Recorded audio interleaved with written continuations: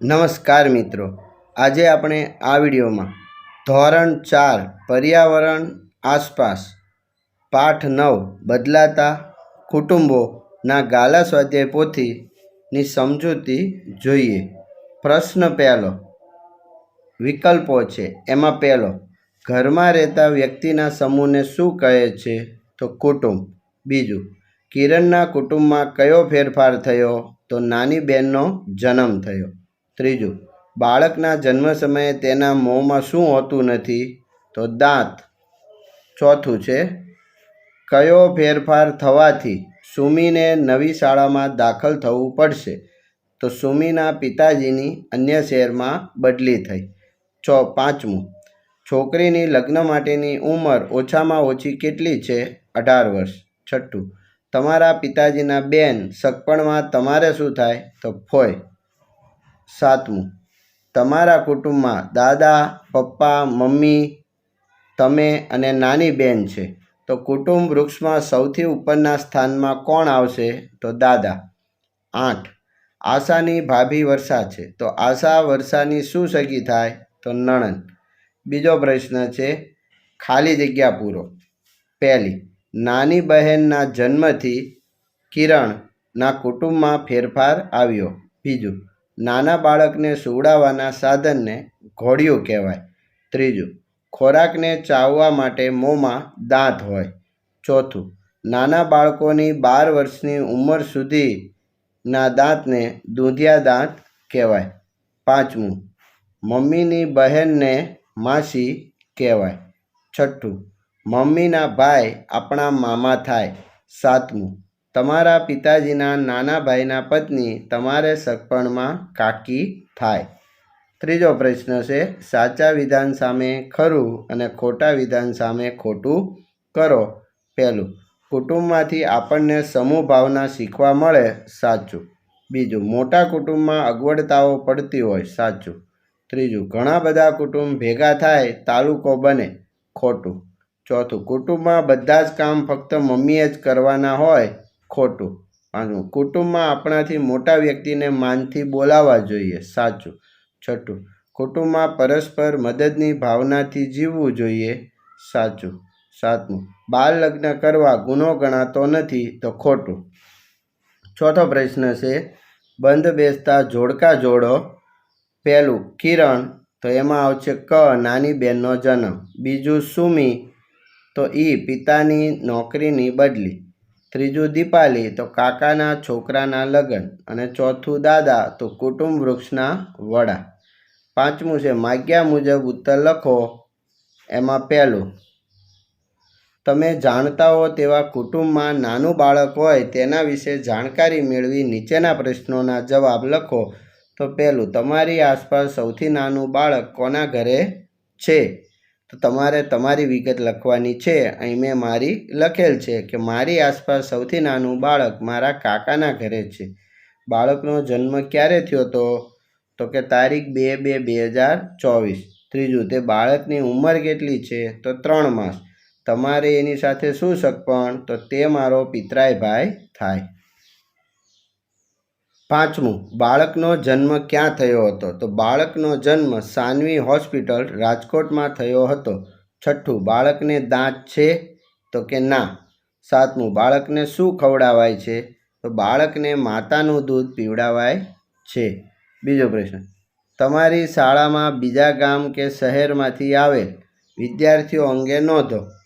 તો અહીંયા તમારી શાળાનું લખવાનું છે. આપણે જોઈએ, મેં લખેલ છે કે રાકેશ આવ્યો હતો મારા ક્લાસમાં, રામપુરથી આવ્યો હતો અને જુલાઈ મહિનામાં, અને તેની શાળા હતી કુમાર શાળા રામપુર. તો તેની શાળામાં એને બગીચો સારો લાગતો હતો અને અહીંની શાળામાં એને પ્રવૃત્તિ ગમી. તો એવી રીતે બીજા વિદ્યાર્થી નયન, પ્રદીપ, સેજલ જે આવેલ હોય તેની માહિતી અહીં લખેલ છે. હવે ત્રીજો પ્રશ્ન છે, 3 વડીલ માણસો સાથે વાત કરો અને અહીંયા વિગત લખો. તો વિગત છે, તમારા કુટુંબમાં, મિત્રના કુટુંબમાં અને પડોશીના કુટુંબમાં. પહેલું, કુટુંબ અહીં છેલ્લા કેટલા વર્ષથી રહે? તો તમારું 11 વર્ષથી, મિત્રનું 8 વર્ષથી અને પડોશીનું 5 વર્ષથી. તો બીજું, અહીં આવ્યા પહેલાં કુટુંબ ક્યાં રહેતું હતું? તો અમારું કુટુંબ રાણપુર. મિત્રનું કુટુંબ દાંતીવાડા અને પડોશીનું સિદ્ધપુર. ત્રીજું, આજે કુટુંબમાં કેટલા સભ્યો છે? તો તમારામાં 6, મિત્રમાં 4 અને પડોશીમાં 5. ચોથું, 10 વર્ષ પહેલાં કુટુંબમાં કેટલા સભ્યો હતા? તો તમારે 5, મિત્રના 4 અને પડોશીને પણ 4 સભ્યો હતા. પાંચમું છે, કુટુંબમાં છેલ્લા 10 વર્ષમાં ફેરફારના શું કારણો? તો તમારા કુટુંબ પિતાજીની બદલી, મિત્રમાં પિતાજીની બદલી અને પડોશીમાં ધંધો બંધ થતા. છઠ્ઠું, તમે આ બધા ફેરફાર વિશે શું અનુભવો? તો તમારા કુટુંબ તો નવા શહેરનો આનંદ, મિત્રમાં નવીન ઘરનો આનંદ અને પડોશી નવા મિત્રો અને નવા શહેરનો આનંદ. આગળ ચોથો પ્રશ્ન, દીપાલીના ઘરે આજે સૌ ખુશ છે, બધા આનંદ કરે છે. દીપાલીના કાકાના દીકરાના આજે લગ્ન છે. તમે પણ કેટલાય લગ્ન જોયા હશે. આ લગ્ન અંગેના ચિત્ર જુઓ અને ચર્ચા કરી લખો. તો પહેલું ચિત્ર છે તો એ છે કન્યાને મહેંદી મૂકવામાં આવે છે. બીજું ચિત્ર છે તો વરરાજા અને કન્યાની લગ્ન વિધિ થાય છે. હવે ત્રીજું ચિત્ર છે તો વરરાજ અને કન્યા સપ્તપદીના 7 ફેરા ફરે છે. અને ચોથા ચિત્રમાં વરરાજા અને કન્યા કંસાર જમે છે અને વડીલ આશીર્વાદ આપે છે. પાંચમું ચિત્ર છે એ કન્યાને વિદાય કરવામાં આવે છે. છઠ્ઠો પ્રશ્ન, 1-2 વાક્યમાં ઉત્તર લખો. એમાં પહેલું, કિરણના કુટુંબમાં તેની નાની બહેન જન્મી. કિરણ હવે તેનો દિવસ કેવી રીતે વિસાવશે? તો કિરણ તેની નાની બહેન સાથે કાલું કાલું બોલી તેને હસાવશે અને તેની સાથે રમશે અને તેને રમાડશે. બીજું, તમારા પરિવારના કોઈ સભ્યને કામના લીધે બીજા ગામ કે શહેર જવું પડ્યું છે? તો કે હા, મારા કાકાને નોકરી મળતા બીજા શહેરમાં જવું પડ્યું. ત્રીજો પ્રશ્ન, લગ્ન પ્રસંગે ભોજનમાં શું બનાવવામાં આવે? તો લગ્ન પ્રસંગે ભોજનમાં મીઠાઈ, ફરસાણ, પૂરી, રોટલી, છાશ, પાપડ, સંભારો, કઠોળ, શાક, દાળ અને ભાત બનાવવામાં આવે છે. ચોથું, લગ્નમાં કેવા ગીતો અને નૃત્ય કરવામાં આવે છે? તો લગ્ન સમયે અને કન્યા વિદાય વખતે પ્રચલિત લગ્ન ગીત ગવાય છે.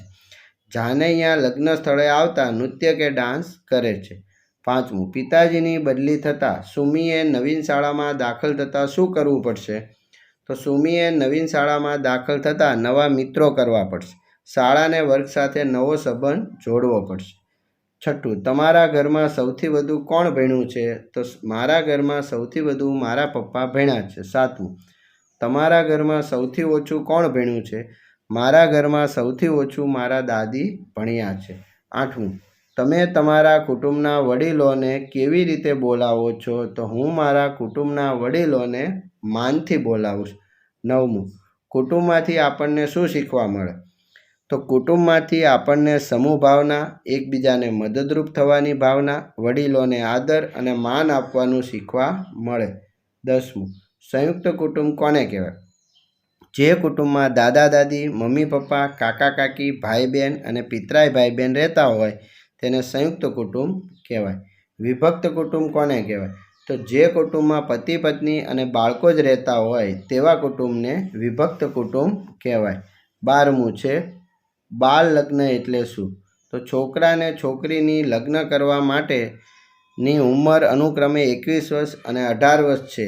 આ નક્કી કરેલી ઉંમર કરતાં નાની વયે લગ્ન કરે તો તેને બાળ લગ્ન કહેવાય. 7મો પ્રશ્ન, નીચેના પ્રશ્નોના ઉત્તર લખો. એમાં પહેલું, ઘરમાં નાનું બાળક હોય તો કેવા ફેરફાર જોવા મળે? તો ઘરમાં નાનું બાળક હોય તો આ મુજબ ફેરફાર જોવા મળે. પહેલું, ઘરના વડીલોને નાના બાળકની દેખભાળની જવાબદારી વધશે. બીજું, નાના બાળકને સૂવા અને આરામ કરવા માટે ઘોડિયાની સગવડ કરવી પડશે અને તેને ઘરમાં મૂકવાની યોગ્ય જગ્યા પસંદ કરવી પડશે. ત્રીજું, તેને રમવા માટે રમકડાં લાવવા પડશે. ચોથું, તેની ઊંઘમાં અવાજ ન થાય તે ધ્યાન રાખવું પડશે. બીજો પ્રશ્ન, કિરણની નાની બહેનનો જન્મ થયો છે. કિરણની મમ્મીને હવે કયા કામ વધશે? તો કિરણની મમ્મીને હવે તેની નાની પુત્રીને નવડાવવા ધોવડાવવાની, તેના કપડાં વારંવાર બદલાવવાની, તેને સમયસર સુવડાવવાની તથા સ્તનપાન કરાવવાની જવાબદારી વધશે. ત્રીજો પ્રશ્ન, દીપાલીના કાકાના દીકરાના લગ્ન થયા. હવે દીપાલીના ઘરમાં શું ફેરફાર થશે? તો દીપાલીના કાકાના દીકરાના લગ્ન થવાથી દીપાલીના ઘરમાં એક નવા સભ્યનો ઉમેરો થયો. દીપાલીને નવી ભાભી મળી. ઘરના ઘણા કામમાં દીપાલીની નવી ભાભી મદદ કરશે. દીપાલીના કાકીને કામમાં રાહત મળશે. ચોથું, દીકરી સાસરે જાય ત્યારે તેના પિતાના ઘરે કેવું પરિવર્તન થશે? તો જવાબ, દીકરી પરણીને સાસરે જાય ત્યારે પિતાના ઘરમાં બધાને તેની ખૂબ યાદ આવશે. તેમના ઘરનો એક સભ્ય ઓછો થશે.